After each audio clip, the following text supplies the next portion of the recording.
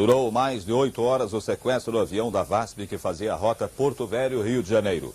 O Boeing 737 foi sequestrado hoje de manhã com 98 passageiros e 7 tripulantes.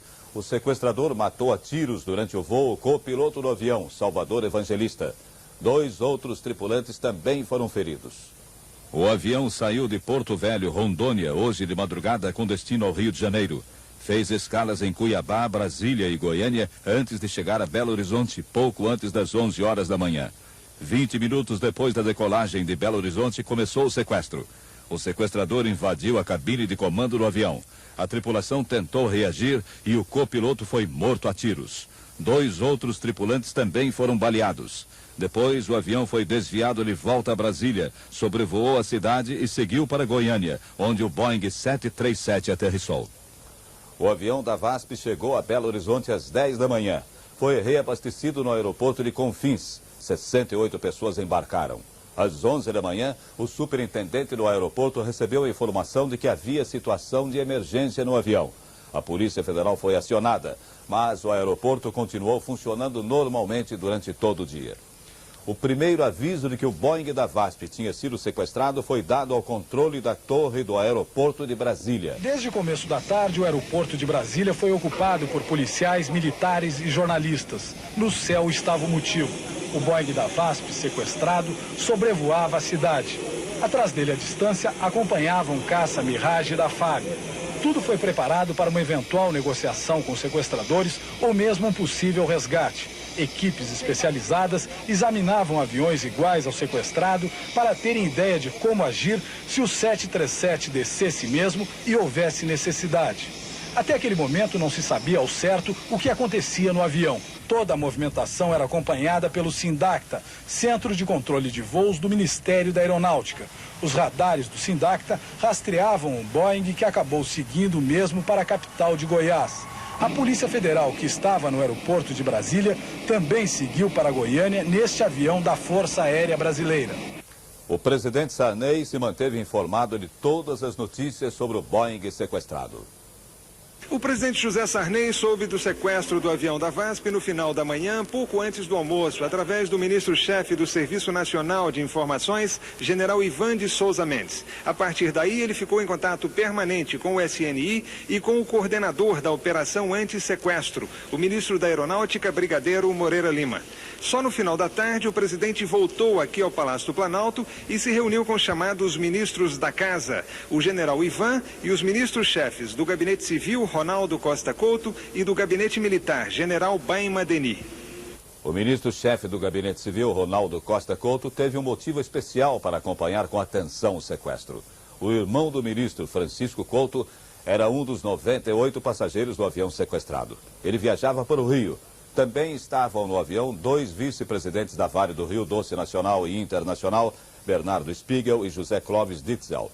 Outros passageiros: 2 diretores do Banco de Desenvolvimento de Minas Gerais, 4 empresários japoneses e diretores de 5 empresas siderúrgicas alemãs. As famílias do piloto, do copiloto e de muitos passageiros são do Rio.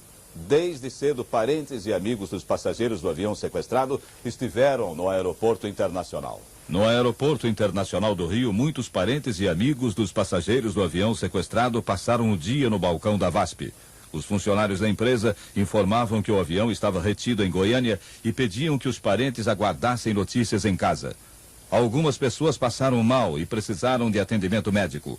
O copiloto do avião, Salvador Evangelista, morava neste prédio na zona sul do Rio. O carro dele estava na garagem com as roupas de trabalho. No final da tarde, a primeira mulher de Salvador, Cristiane, deixou o prédio. Logo em seguida saiu a atual mulher, Lígia. Ela estava emocionada e não quis dar entrevista. Na casa do piloto, Fernando Murilo de Lima e Silva, o único filho dele, Fernando, de 14 anos, soube do sequestro pela televisão. Fiquei muito chocado, sabendo que meu pai saiu para voar e de repente leva a notícia que está sendo sequestrado um avião. Fiquei muito triste. O Boeing 737 da VASP ficou toda a tarde estacionado na pista do aeroporto de Goiânia. Lá começaram as negociações entre o sequestrador e a torre do aeroporto. O Boeing 737 da VASP chegou ao aeroporto de Goiânia às 2h15 da tarde. 15 minutos depois, começaram as negociações entre o sequestrador e a torre do aeroporto. A polícia cercou toda a área. A porta do avião foi aberta agora, às 2:55 da tarde. E a impressão que se tem aqui, bem distante, é que existe um corpo no pé da escada do avião. Agora parece que tem uma outra pessoa chegando até onde está o corpo desta pessoa, que pode ser o do copiloto que levou um tiro na cabeça. A movimentação continua na porta do avião, ela foi novamente fechada agora e parece que existem duas pessoas fazendo sinais. À distância não dá para a gente identificar bem o que está acontecendo.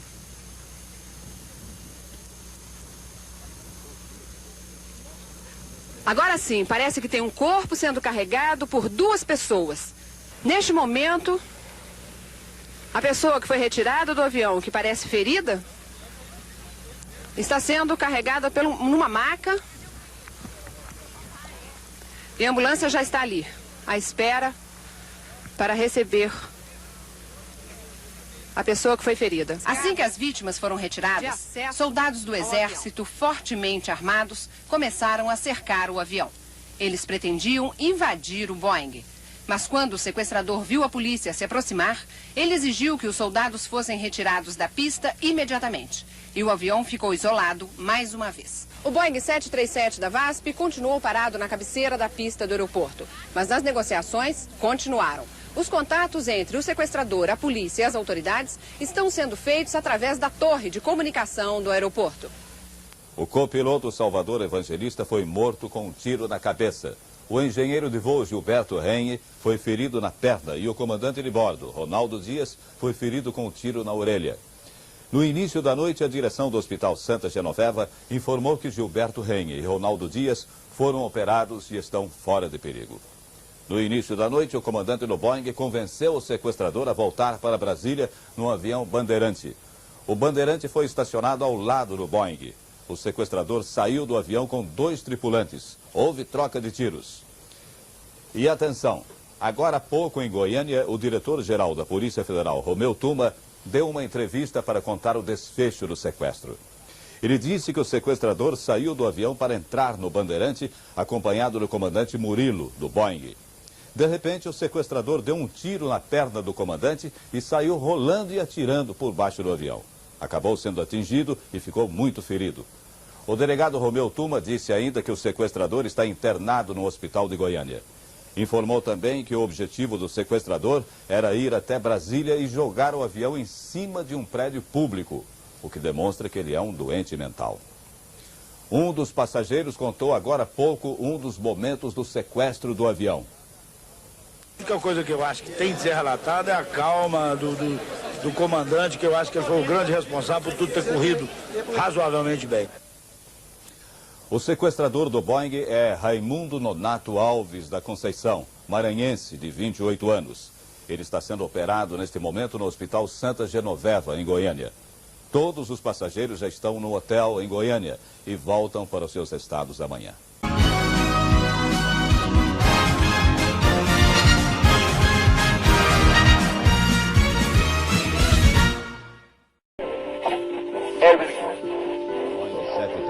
Foi sequestrado hoje de manhã com 98 passageiros e 7 tripulantes. O objetivo do sequestrador era ir até Brasília e jogar o avião em cima de um prédio público.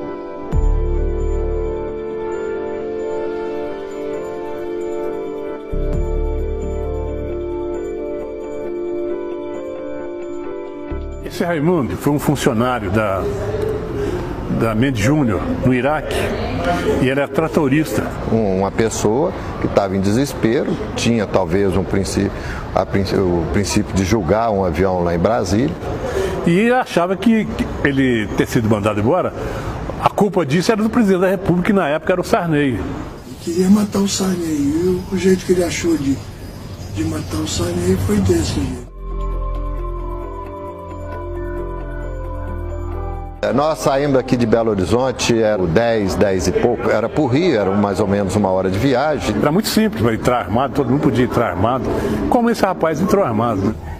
Nós estamos almoçando, de repente escutei um barulho de tiro. Senti o cheiro de pólvora, porque eu já sabia disso, que era, aí eu vi que era tiro. Ele deu um tiro no comissário e felizmente a bala pegou na orelha dele. Ele saiu no corredor do avião gritando e sangrando. Ele puxou a maçaneta, mas como eu tinha travado, ele não conseguiu abrir. Aí ele começou a dar tiro em volta da maçaneta. Nesses tiros que ele deu, um tiro pegou na perna do rapaz que estava sentado atrás de mim e quebrou a tíbia ou o perônio, não sei, da perna dele. Ele começou a sangrar. Mas aí o que eu percebi que era alguma coisa. De repente o avião começou a mudar de rumo. Começou, parece que ele estava subindo. Aí eu vi que a gente estava sendo sequestrado. Vamos para Brasília. Tem um acerto com o Sarney. Nós voamos aí umas 2 horas ou mais sem ter nenhum tipo de informação. Eu avisei Brasília, baixinho, né? Eu disse, olha, ele quer que vá para Brasília e provavelmente jogar o avião em cima do Palácio Planalto. Eu pensei muito na minha família. É bom que foi um filme que passa da sua vida. Chegou em Brasília, eu sabia das intenções dele, só que tinha uma nuvenzinha. Aí eu comecei a afastar para a esquerda para jogar a nuvem em cima de Brasília. Aí eu falei para ele, Brasília não dá para ver. E quando chegou em Goiânia, que eu comecei a rodar, ele falou assim, vamos para São Paulo. Assim, cara, eu não consigo ir para São Paulo. Nós vamos cair no meio do caminho. Na hora que eu acabei de falar isso, parou o motor esquerdo. Tirei do piloto automático, peguei velocidade no avião e fiz um túnel para ver se eu jogava ele no chão. Literalmente eu vi o zoom da terra. Aí eu falei assim, vai doer, vai doer. Assim que eu acabei o túnel, eu vi que ele não caiu, ele um revólver na minha cabeça. Aí eu tirei o motor direito e chutei um parafuso. Quando eu terminei o parafuso, a pista estava na minha frente. Aí joguei o trem de pouso, joguei o flap embaixo, toquei no chão. Acabei de tocar no chão, parou o motor direito. Foi isso que salvou a gente.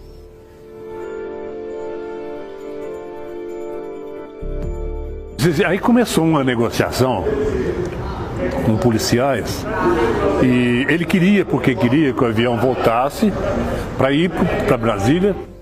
Aí ele falou assim, então manda outro avião para mim. Aí eu já estava em contato com o Goiânia. Aí ele falou assim, o rapaz aí quer um avião para ir para Brasília, voltar para Brasília. Então ele resolveu, era mais ou menos 7h30, passar por outro avião.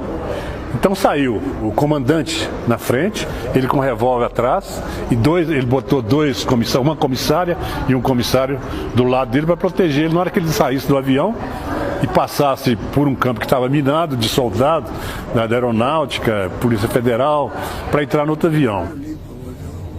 Não tinha escada, não tinha nada. Eles tiraram a porta do avião e tinha atrás um pano. E um atirador de elite atrás desse pano. Né? Na hora que ele estava no chão, estava cheio de fotógrafos, cheio de jornalistas. Um fotógrafo tirou uma fotografia, um flash, e assustou. Na hora que assustou o pessoal, o comandante tentou correr, ele deu um tiro no comandante, pegou na perna, na coxa do comandante, ele caiu, os outros correram também, e foi um tiroteio muito grande essa hora também. E aí acertou um tiro nele.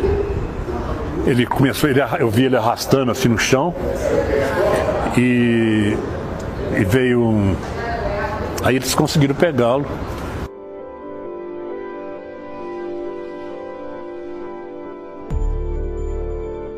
Aí depois no hospital, a Polícia Federal, ele foi feito os curativos nele. Aí depois deram como se tivesse uma infecção generalizada, né? Aí ele acabou falecendo. Ele faleceu 72 horas depois. A gente não sabe por quê. Nem lembro dele, nem lembro dele. Para mim, pessoa que não existe, nunca existiu. Na hora que a porta do avião abriu, a ficha de todo mundo caiu, o pessoal começou a chorar dentro do avião e começamos a oração do Pai Nosso. É uma lição, é uma coisa que acontece que você vê o que você é aqui na Terra.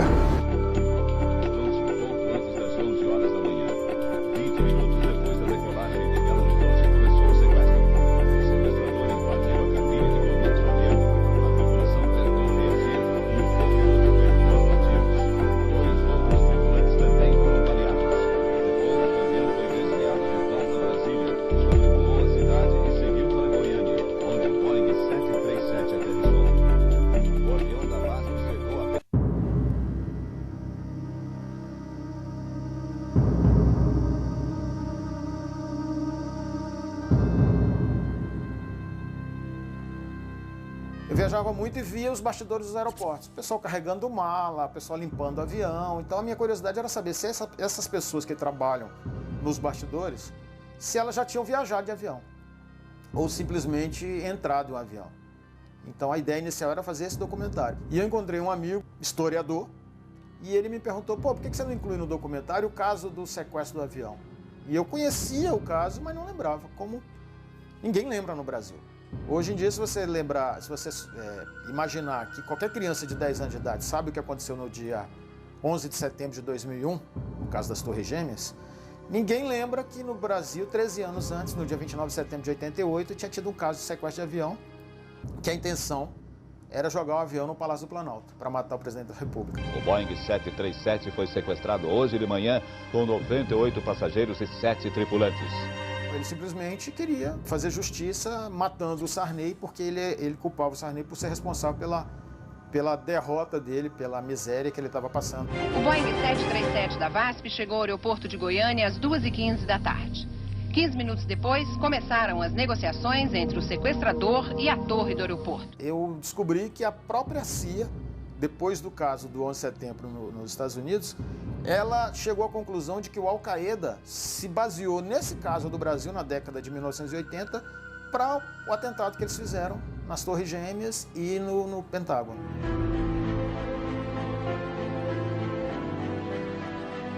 A gente localizou o piloto, a filha do copiloto que foi morto, porque o Salvador Evangelista era o copiloto daquele voo, e o Raimundo Nonato, num momento de insanidade, deu um tiro na nuca dele quando ele foi atender o rádio de chamado instantaneamente. Ele quis pegar o rádio, não imaginou que o cara fosse dar um tiro na cabeça dele, e ele morreu. Então a gente localizou o delegado da Polícia Federal, Daniel Sampaio, que era o chefe da missão da época. Alguns dos atiradores de elite, os agentes da Polícia Federal, a gente gravou com eles. Localizamos o piloto, Fernando Murilo. Quando o avião começou a rodar no parafuso, ele caiu no chão. Eu dei sorte que quando eu parei o parafuso, eu estava com a pista à vista, em frente. E consegui pousar. Acabei de tocar no chão, parou o motor direito. Falta de combustível. A porta do avião foi aberta agora, às 2:55 da tarde. Colocar um avião, um Boeing 737, de cabeça para baixo, que é que eles chamam de tunô, que ele explica isso, que ele já não tinha mais alternativa, o avião já não tinha mais combustível. O cara queria, depois que ele viu que não podia vir para Brasília, ele queria ir para São Paulo e não tinha mais combustível. O avião já estava voando há mais de 2 horas, os caças da Força Aérea já estavam posicionados voando ao lado do avião, porque se ele fizesse qualquer movimento de vir para Brasília, a ordem era bater o caça, eles iam derrubar o avião. Então o piloto, sabendo de tudo isso, ele arriscou fazer um tunô, que foi colocar o avião de cabeça para baixo para derrubar o sequestrador, mas não conseguiu. E aí ele, quando ele avistou a pista do aeroporto de Goiânia, o Santa Genoveva, ele falou que a última alternativa que ele tinha era tentar um parafuso, e foi o que ele fez. Ele caiu 9.000 metros com o avião em parafuso, o sequestrador com isso caiu, meio que desacordado, e ele conseguiu pousar o avião. O avião já não decolaria mais, porque já não tinha mais combustível, pararam as turbinas e ele conseguiu, e a partir daí começaram a negociação. Só que nessa conversa que a gente teve com ele, com a Wendy, que é a filha do copiloto que foi morto, com o delegado da Polícia Federal, com o pessoal da Força Aérea, a gente descobriu que, de fato, assim, eles são heróis que nunca foram reconhecidos. O comandante Fernando Murilo, hoje, ainda pilota, e todo mundo nas companhias aéreas sabe quem é ele.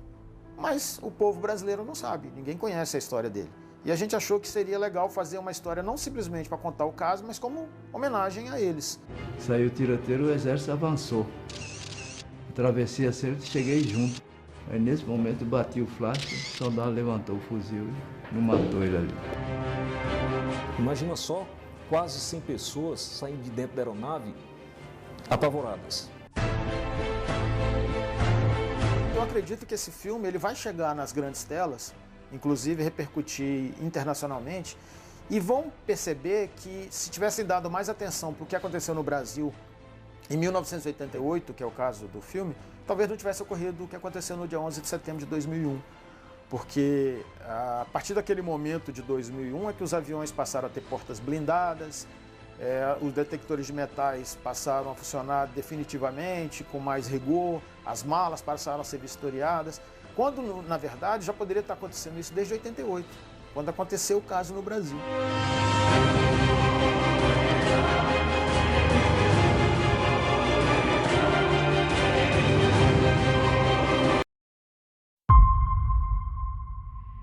E desejamos a todos um excelente voo. VASP 375, responda. Pronto? E como? Liga quando chegar. Pode deixar. Oi, mãe. E a Terezinha, como é que tá? Tá bem, tá? Você fala pra ela que o pai ama ela, tá? Conversão automática em cruzados.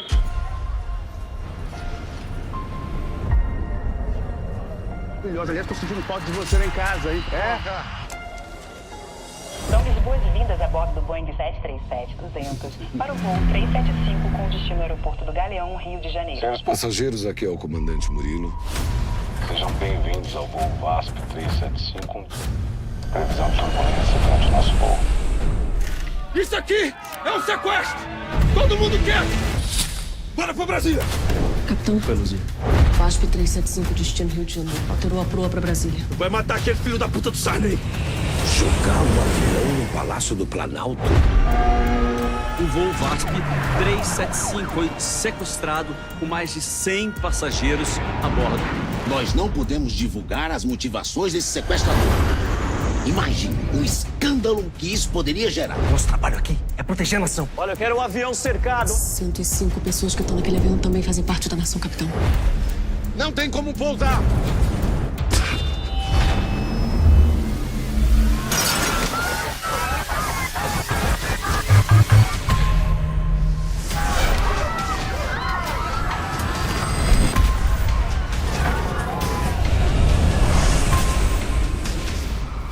Atenção, equipe de entrada, assumir posição. Nós teremos uma chance. VASP 375 na escuta. Ninguém mais morre no meu avião.